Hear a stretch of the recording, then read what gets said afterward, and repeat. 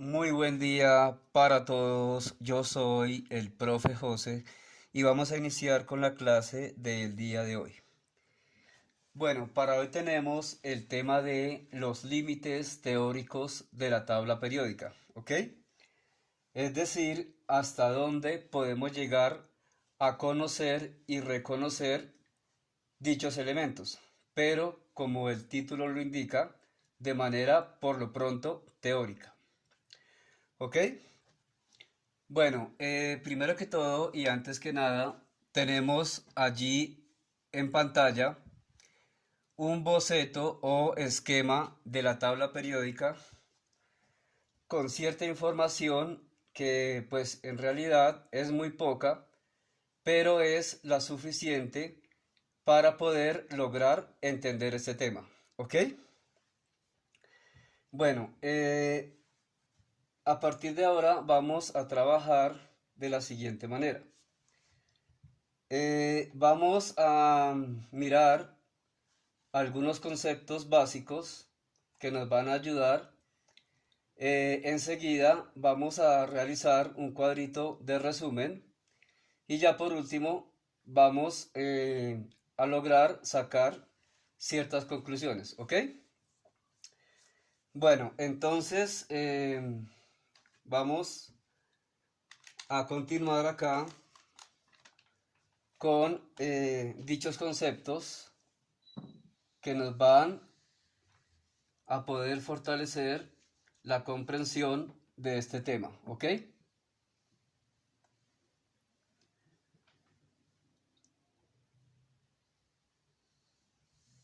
Bueno, primero que todo, vamos a recordar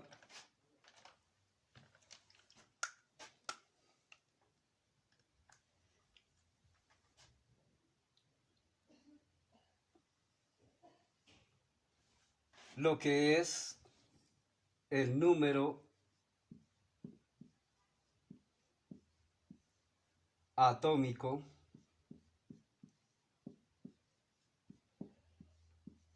de los elementos y la masa atómica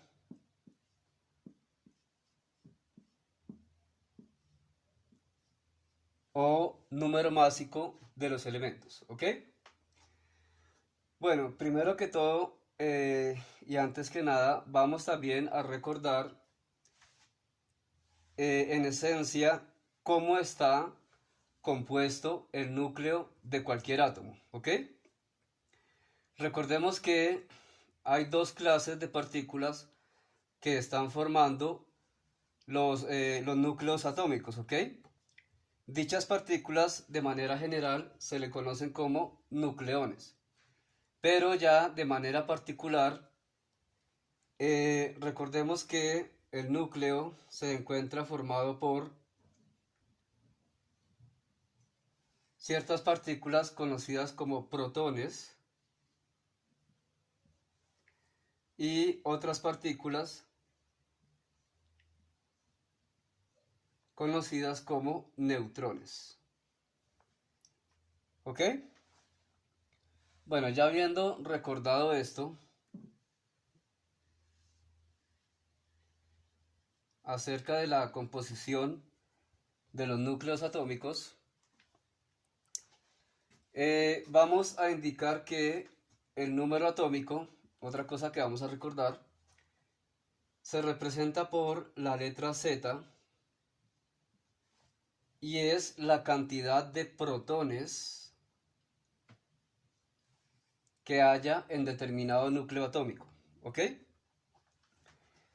Y por otro lado, la masa atómica o el número másico va a ser la suma, bueno, la masa atómica se representa por una letra A y va a ser la suma de el número de protones, es decir, el número atómico, más el número de neutrones que haya en dicho núcleo, ¿ok?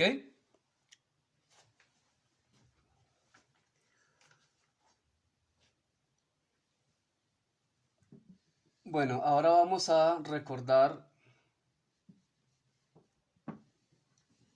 otros dos conceptos para estimarlos en la composición del núcleo.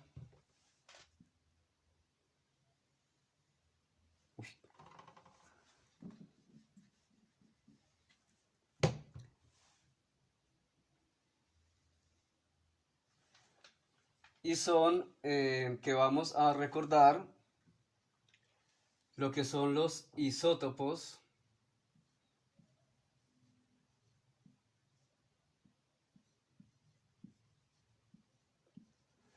y los isómeros, perdón, isóbaros, porque isómeros es otra cosa, y los isóbaros. ¿Ok? Bueno, aquí vamos a indicar que los isótopos son átomos de un mismo elemento, pero con diferente número, perdón, con diferente masa atómica, ¿ok? Por decir algo, el hidrógeno común tiene un solo protón en su núcleo y el deuterio ya tiene un protón, o sea, el mismo protón que debe tener cualquier hidrógeno, átomo de hidrógeno, y un neutrón, ¿ok? Es decir que este ya se le conoce como deuterio.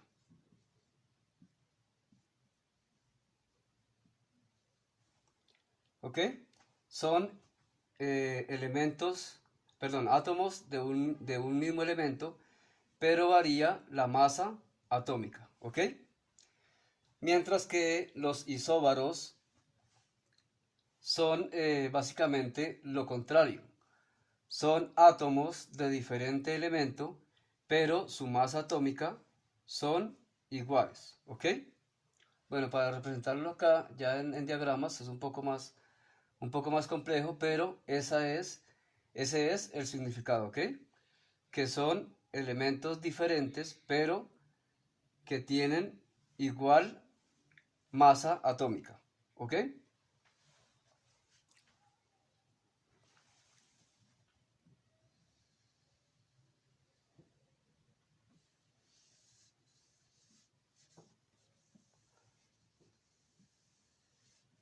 Bueno, continuamos con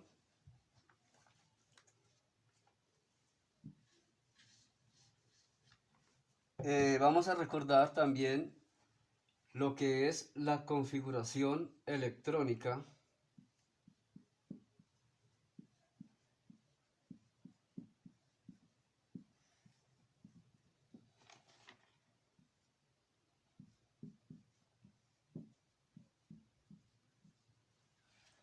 de los gases nobles.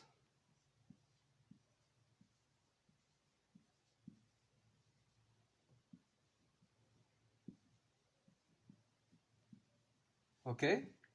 Pero no tanto literalmente ver esa configuración electrónica, sino restringirla a algo que se le conoce como la ley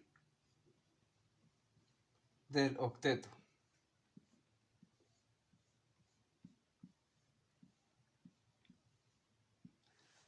Que en esencia lo que nos dice esta ley es que todo elemento de la tabla periódica tiende a buscar una estabilidad y esa estabilidad es conseguir la configuración electrónica de cualquiera de los gases nobles. Ya sabemos que los gases nobles se encuentran en la parte derecha, en el último grupo, en el grupo 18, pero bajo determinadas condiciones. ¿Para qué? Para obtener esa estabilidad que tienen estos elementos, los gases nobles. ¿Ok? Bueno, recordemos que estos elementos, los gases nobles, son el helio, el neón, el argón, el criptón, el xenón, el radón y finalmente el oganesón. ¿Ok? Bueno, lo que sucede con estos elementos es que básicamente tienen una configuración extremadamente estable, ¿ok? Pero más que todo en su último nivel de energía, ¿ok? Entonces, para ello vamos a recordar también cuál es el número atómico para cada uno de ellos. Para el helio es el 2, para el neón es el 10, 18, 36, 54, 86 y 118. Recordemos que para que un átomo sea eléctricamente neutro, debe tener igual número de protones e igual número de electrones, ¿ok? Es decir que si en el núcleo tenemos, por ejemplo, dos protones, en la corteza también debemos tener dos electrones orbitando alrededor de ese núcleo, ¿ok? Y pues así con cada uno de ellos y en sí de cada uno de los elementos. Entonces, 18 protones y 18 electrones. Bueno, recordando que estos átomos son los elementos, ¿sí? Que son estables en la naturaleza. Son aquellos que no necesitan tener ninguna determinada reacción o reactividad para lograr esa estabilidad, ¿ok? Bueno, enseguida vamos a observar algo que se descubrió posteriormente y que pasa en los núcleos también, que se le conoce como los números mágicos.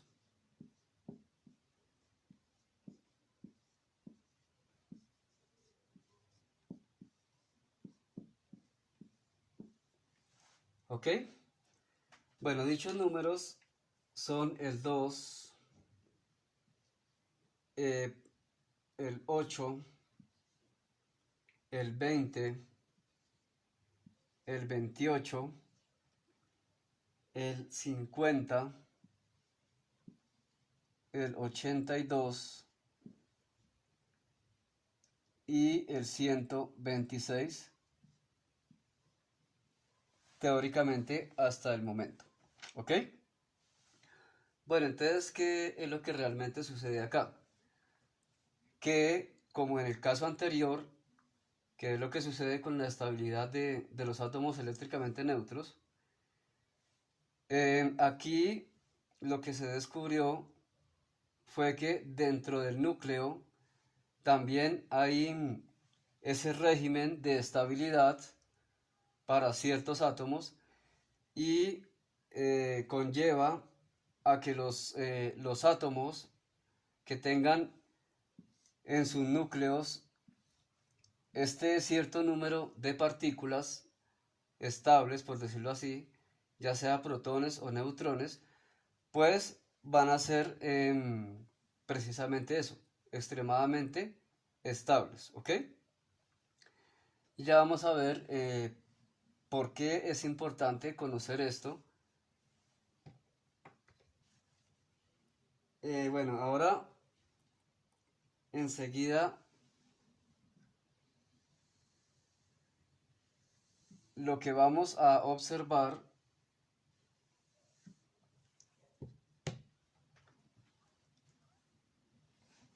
es algo que se le conoce como la constante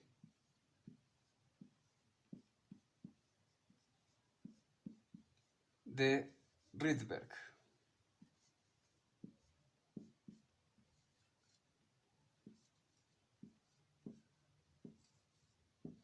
Constante de Rydberg, ¿ok? Bueno, vamos a indicar que la constante de Rydberg para cierto átomo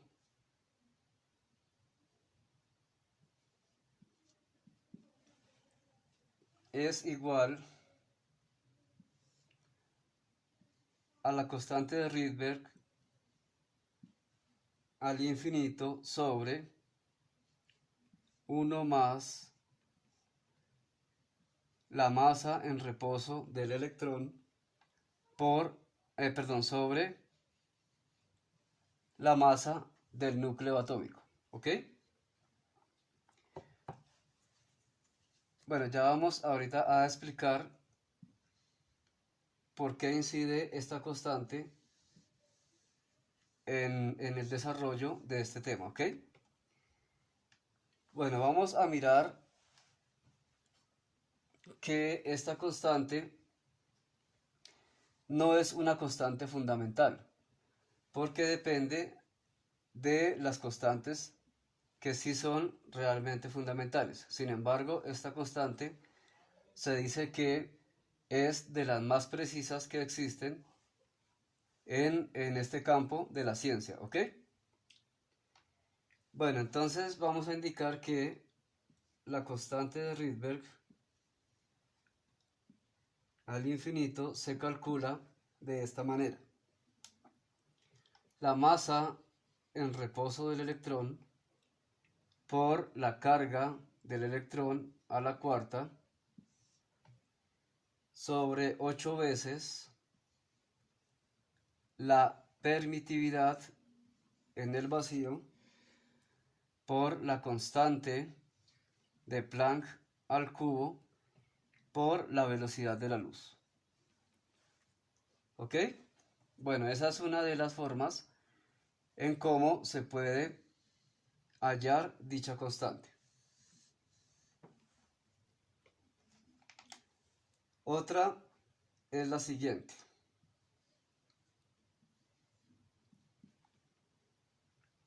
La constante de estructura fina elevada al cuadrado por la masa del electrón por la velocidad de la luz sobre 2 veces la constante de Planck, ¿ok? Y finalmente,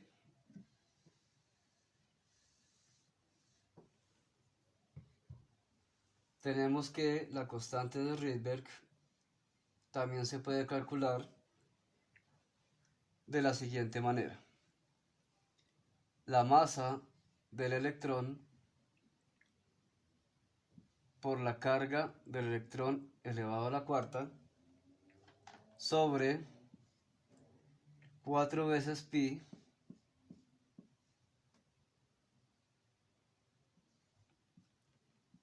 por la permitividad del vacío, todo esto elevado al cuadrado por la constante reducida de Planck al cubo, y esto multiplicado con 4 veces pi por la velocidad de la luz. ¿Ok? Bueno, ahora vamos a indicar la importancia de esta constante. Lo que sucede es que a partir de que se diseñaron, por decirlo así, los modelos atómicos,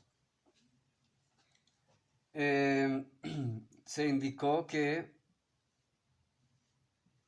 pues obviamente, cada átomo está compuesto por un núcleo, y pues ese núcleo ya sabemos por qué clase de partículas está compuesta, y que alrededor de él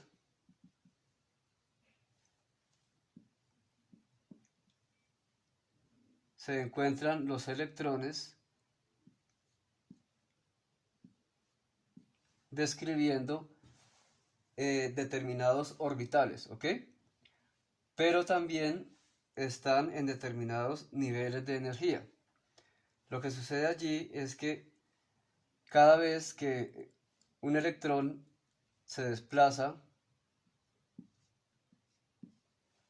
hacia cualquier nivel de energía, sea superior o sea inferior, ellos van a emitir ciertas longitudes de onda lumínicas, es decir, fotones con ciertas longitudes de onda.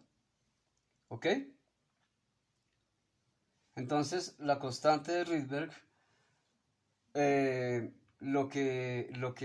para lo que sirve ella, mejor dicho, es para medir precisamente eso, las longitudes de onda que se puedan determinar, o que se pueden determinar, mejor dicho, para cada fotón emitido o absorbido por el cambio de nivel de esos electrones. ¿Ok?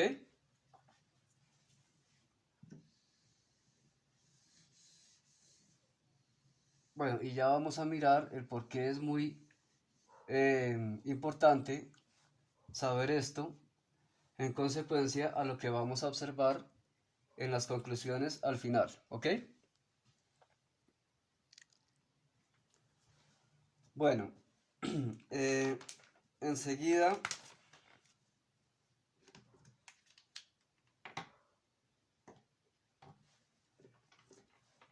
vamos a mirar lo siguiente.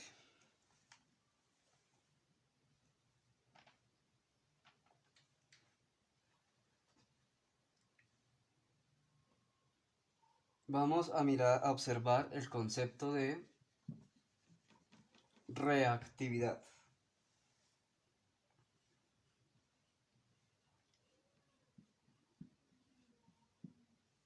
Reactividad.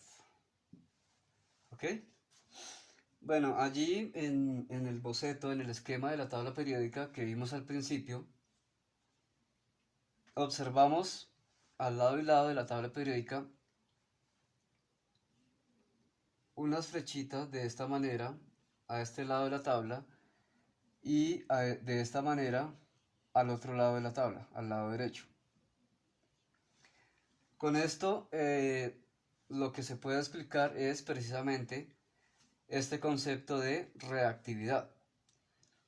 Lo que sucede es que los átomos, para conseguir la estabilidad que anteriormente explicamos hacia los gases nobles, se indica que por lo menos para los elementos químicos conocidos como metales, la reactividad aumenta de arriba hacia abajo y de derecha a izquierda, ¿ok?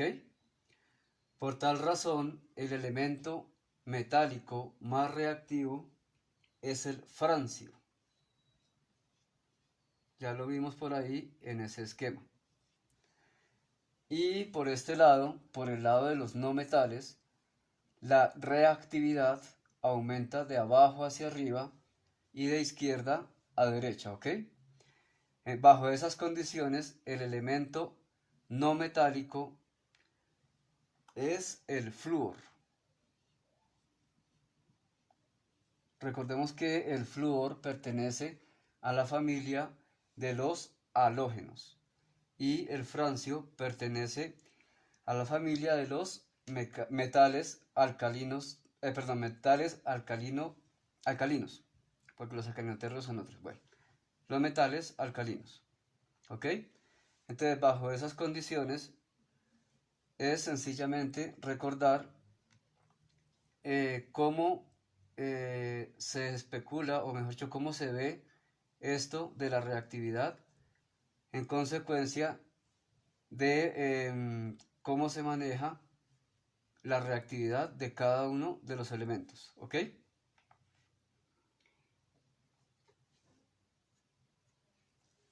Bueno, enseguida vamos a mirar el concepto de radiactividad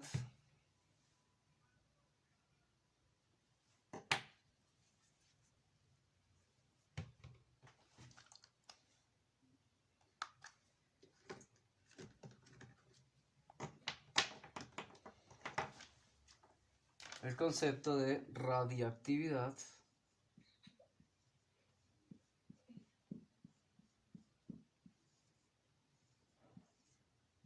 o radioactividad.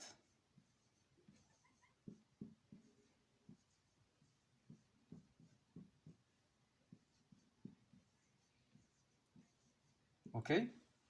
Bueno, ambas palabras, según la RAE, son bien dichas, por decirlo de alguna manera. Sin embargo, se utiliza más radiactividad, ¿ok? Bueno, ¿en qué consiste la radiactividad? Lo que sucede es que bajo los cimientos de los núcleos atómicos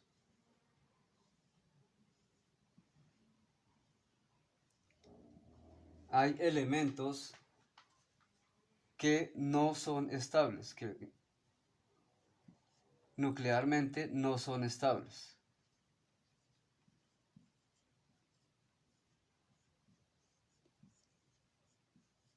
¿Ok? Y que por ende van a despedir hacia su exterior ciertas partículas que, dependiendo de la energía con la que se transporte, se van a clasificar, o mejor dicho, se clasifican en partículas alfa, partículas beta y partículas gamma. ¿Ok? Bueno, aquí lo que realmente son pares de electrones, perdón, de protones y neutrones de helio, ¿ok? De protones y neutrones de helio. Las partículas beta básicamente son electrones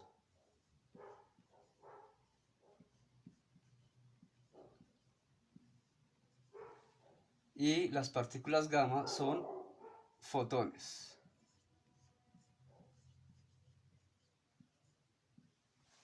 ¿Ok?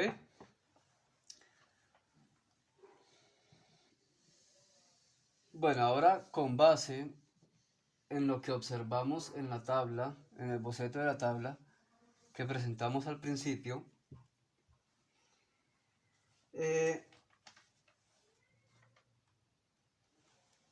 se tiene que los elementos inestables o radiactivos que se presentan allí son el tecnecio,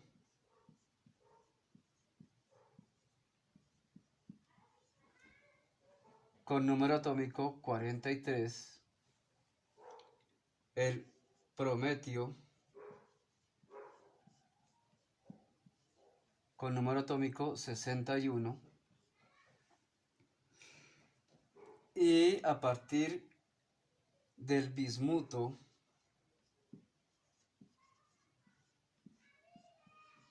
(83)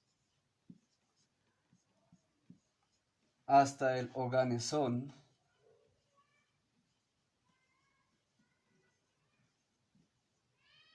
(118). Dichos elementos son altamente radiactivos, ¿ok? Es decir, que sus núcleos se desintegran en las partículas anteriormente dichas o mencionadas, ¿ok? Bueno, eso básicamente es el concepto de radiactividad.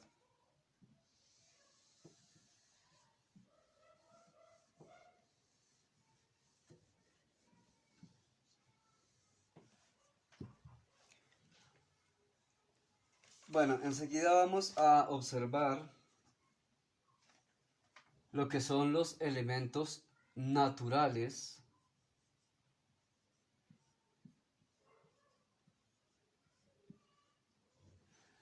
y los elementos artificiales.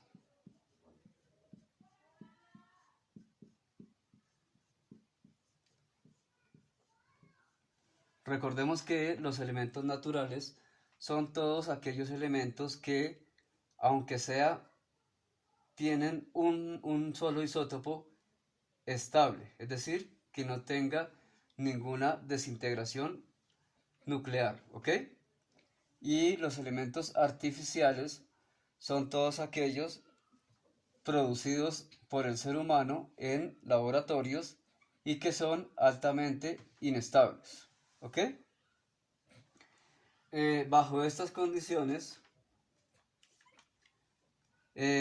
vamos a indicar que desde el bismuto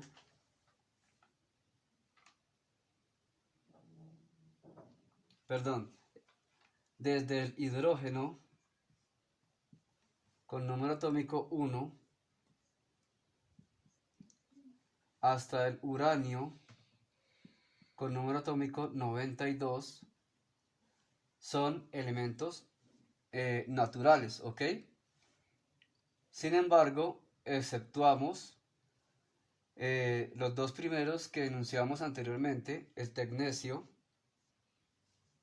y el prometio, ¿ok? Prometio. Recordemos que tienen número atómico 43 y 61, ¿ok?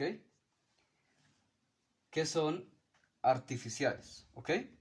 O sea que en realidad, bajo estas condiciones, son 90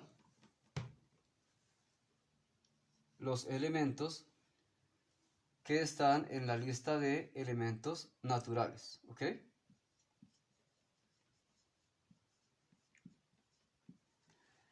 A partir del, bueno, teniendo en cuenta el tecnecio y el prometio, a partir del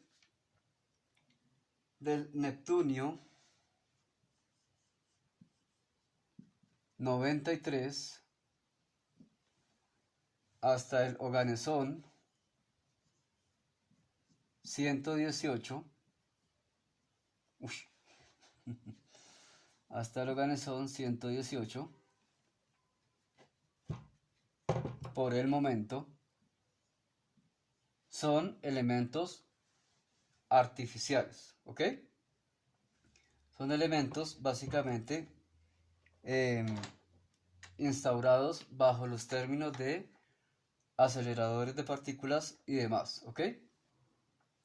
Tenemos que tener en cuenta básicamente que estos parámetros son extremadamente útiles para el tema que estamos, que está siendo objeto el día de hoy, ¿ok?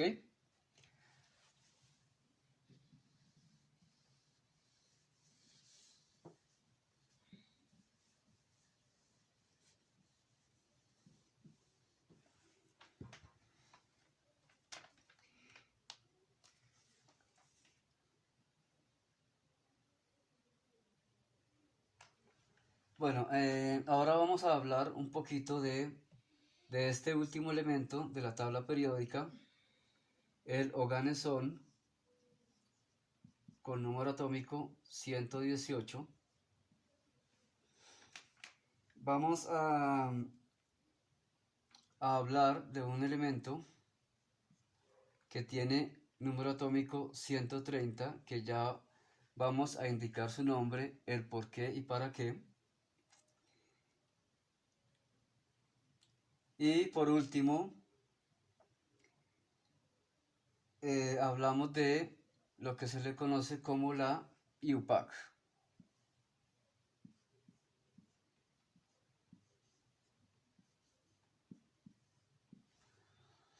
¿Ok? Bueno, del oganesón básicamente no hay mucho que decir. Hasta donde se sabe es el último de los elementos de la tabla periódica, grupo 7, periodo 18. Es hasta el momento el último que se ha podido sintetizar en laboratorios. Sin embargo, su vida media es de algunos escasos milisegundos, es decir, que es extremadamente inestable y pues básicamente no tiene una utilidad práctica, ¿ok?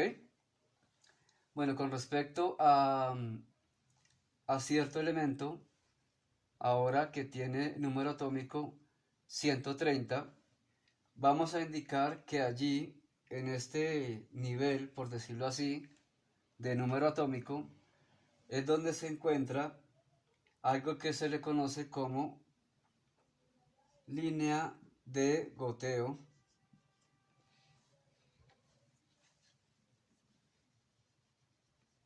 de protones, ¿ok?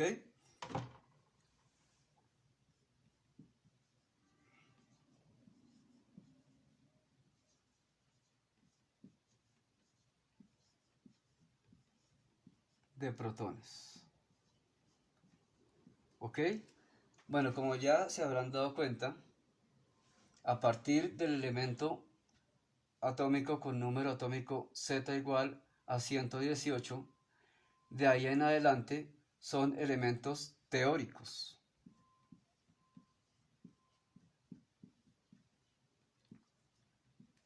¿Sí? Que básicamente están prácticamente en papel, en teorías, porque no se han podido para nada sintetizar ni siquiera en los grandes colisionadores de partículas, ¿ok? Sino que de todas maneras, básicamente, por este método que vimos anteriormente, de los números mágicos, es decir, de la estabilidad de los núcleos atómicos, podemos indicar que básicamente el elemento que tendría este número atómico estaría dentro de un rango que ya vimos que está dentro del número mágico 126, que sería básicamente muy cerca a un núcleo muy estable, ¿ok? Lo que pospondría algo en lo que los científicos se basan para poder adquirir cierto elemento con ciertas propiedades que se puedan analizar detalladamente para poder sintetizar estos elementos de una manera estable, es decir, que se puedan poder estudiar de una manera como si fueran básicamente elementos naturales, ¿ok? Sin embargo, por tres límites que vamos a mirar ahorita más adelante, coexiste algo que se llama la línea de goteo de protones, que es lo que va a impedir que por lo menos lo que se pase de este número atómico vaya a poder conseguir esa estabilidad, ¿ok?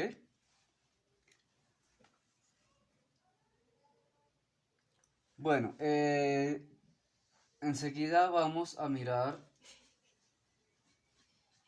un cuadrito de resumen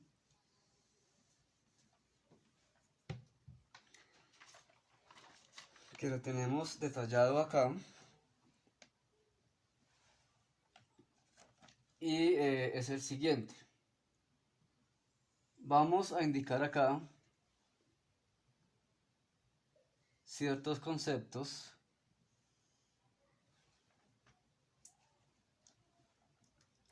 aquí vamos a colocar que el límite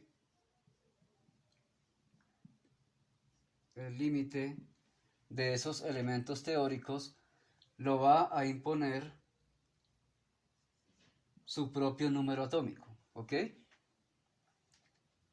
Acá vamos a colocar el nombre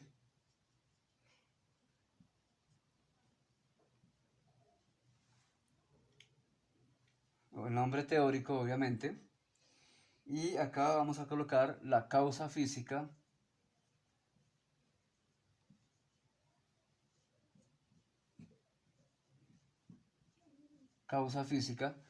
que impone dicho límite, ¿ok? Bueno, pero antes de rellenar este cuadrito de resumen, se me olvidaba algo muy importante, que lo escribimos anteriormente, que fue la IUPAC.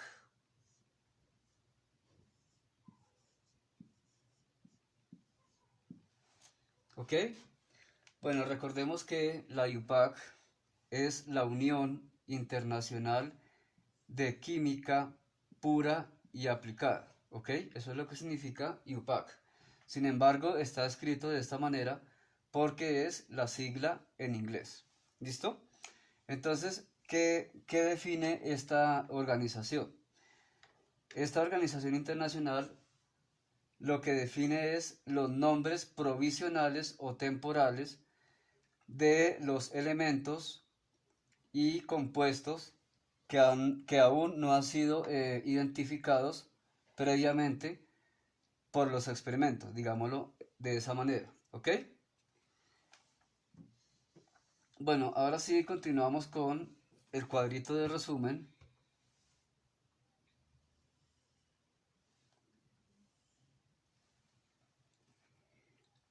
Bueno, para este primer límite, por decirlo de alguna manera, vamos a indicar qué es la relatividad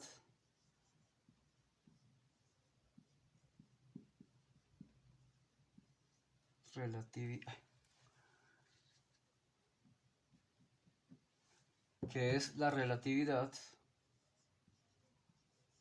la que impone dicho límite, ¿ok? Entonces vamos a indicar que es ese número atómico el que vimos anteriormente de la línea de goteo de protones, que es del elemento hipotético con número atómico número 130. Vamos a indicar que la velocidad de los electrones del primer nivel de ese número atómico, de ese elemento, se mide de la siguiente manera. El número atómico por la constante de estructura fina por la velocidad de la luz, ¿ok? Bueno, realizando todos estos cálculos debidamente, encontramos que la velocidad de dichos electrones es del 94,89% de la velocidad de la luz, ¿ok? El nombre de este elemento, el nombre hipotético, o mejor dicho hipotético no, sino otorgado por la entidad que vimos, la IUPAC, es el untrinilio.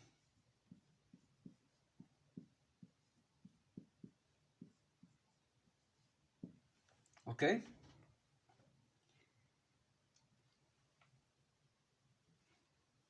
Bueno, aquí, más que por efectos relativistas, este límite lo impone es la física y la química, tanto física como química nuclear. ¿Ok?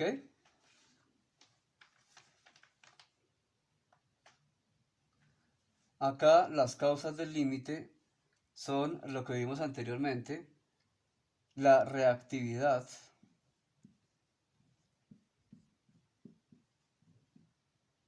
la radiactividad,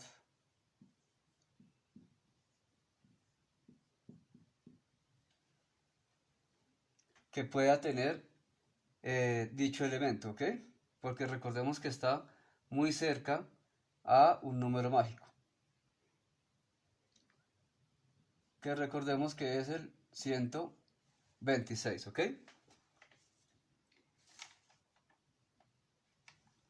Bueno, enseguida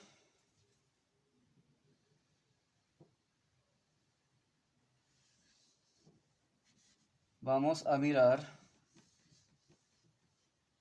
el siguiente límite,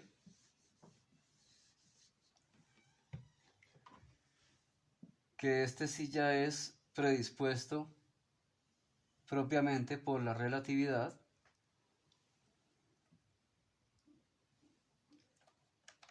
porque según las causas del límite, las causas físicas, los electrones, lo que explicábamos antes, los electrones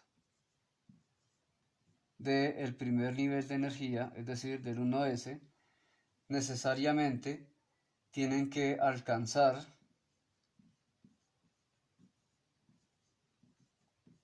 la velocidad de la luz para que el núcleo no los absorba, es decir, para que puedan mantenerse en orbitales, ¿ok? En sus orbitales correspondientes. Bueno, aquí ya dijimos que propiamente es la relatividad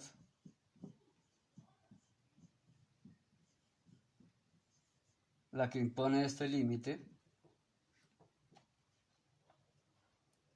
y su nombre, el nombre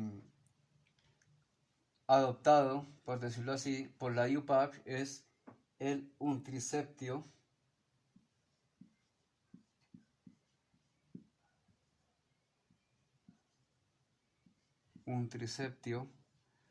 y básicamente el nombre común, por decirlo de alguna manera, sería el feimanio.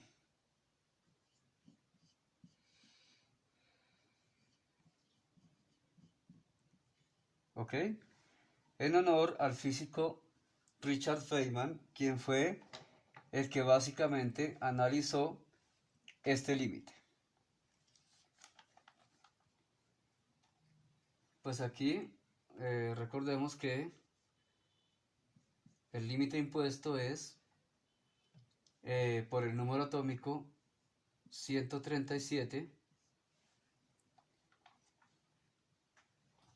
Este límite también se le conoce como límite de Feynman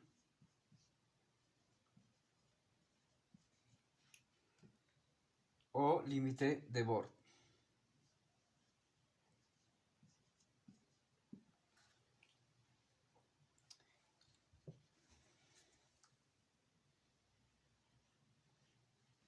Recordemos que de igual manera que hicimos con el elemento anterior, para analizar este límite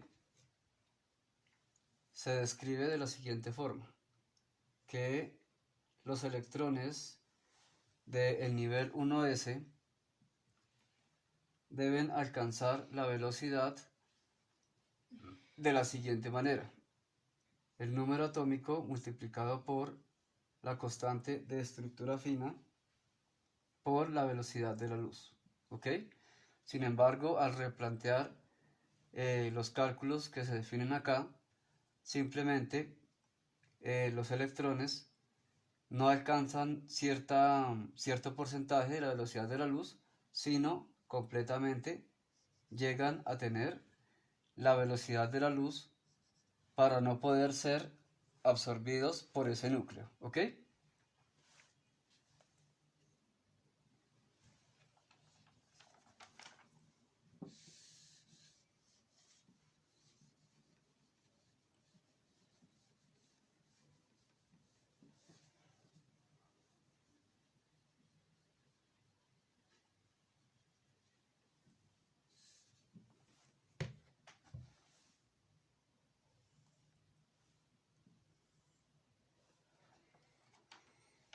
Bueno, aquí ya tenemos ahora otro límite que es aún, de pronto aún, por decirlo así, más absurdo, que sería calculado mediante el número atómico Z igual a 173. Este límite también se le conoce como el límite de Dirac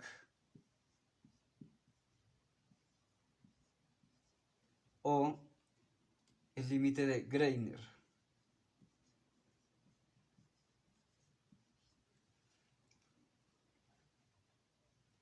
Bueno, este límite se caracteriza porque el vacío bajo estas circunstancias se inestabiliza, es decir, se rompe. Un núcleo tan pesado va a romper el vacío y lo que va a lograr es que se crean pares de partículas y antipartículas, es decir, de electrones y positrones, que en determinado caso dichos electrones van a ser de nuevo absorbidos rápidamente por el núcleo, básicamente, prácticamente apenas se crean, y los electrones van a instaurarse de fuera, pero permitiendo únicamente la estabilidad, por decirlo así, sin poder irse más allá de este límite, ¿ok? Pero recordemos que al romperse la estabilidad del vacío, también se llega a un límite extremadamente extraño, ¿ok? Bueno, acá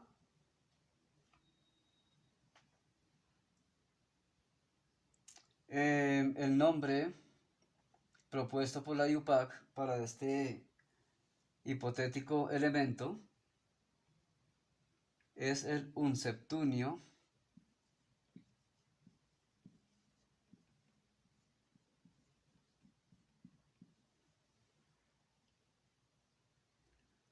o unseptio,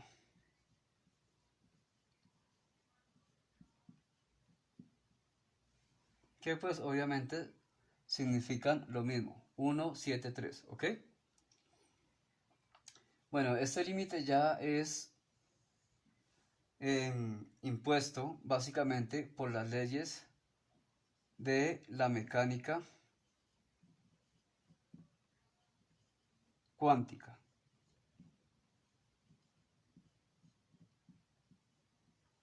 Que como observamos es un límite muy superior a el límite impuesto por las reglas, por decirlo así, de la propia relatividad, ¿ok?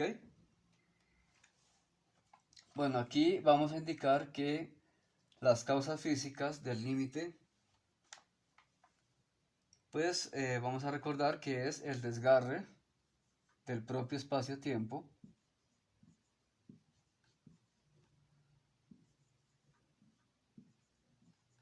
del espacio o espacio-tiempo y la creación de dichos pares partícula y antipartícula, ¿ok?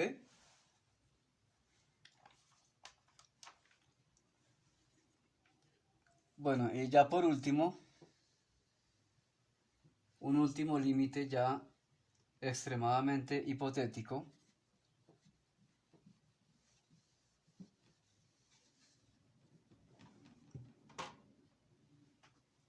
pero que también es impuesto por la mecánica cuántica,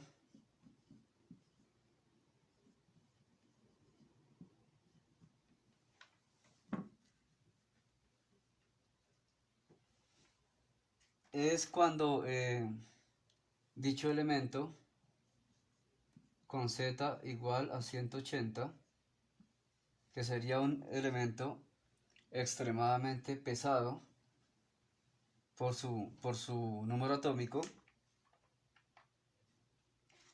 ya sería considerado como un límite propiamente nuclear.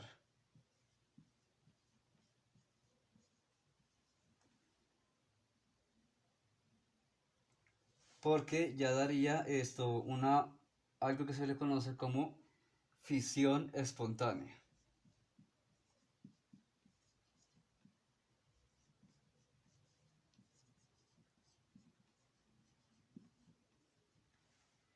Debido a que ya un núcleo tan pesado, tan extremadamente pesado, básicamente fusionaría todo dentro de los límites de provistos por el propio espacio y el tiempo, ¿ok?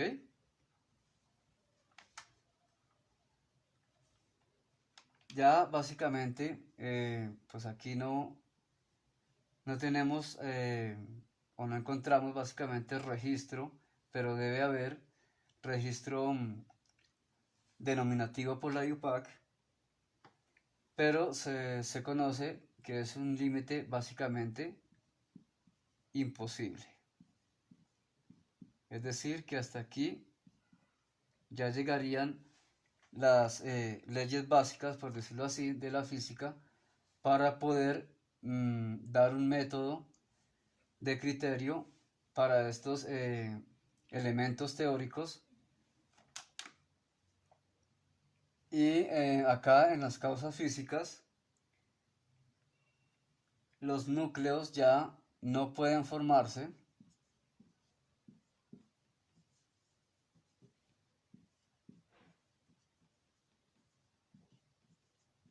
porque inmediatamente se destruirían.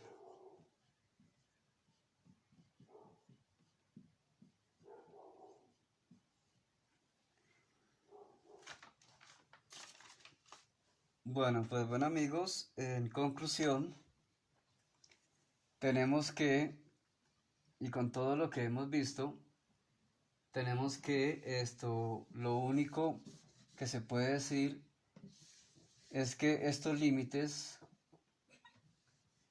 lo que tienen es que la única opción posible que hay para optimizar, por decirlo así, dichos elementos es la mano del ser humano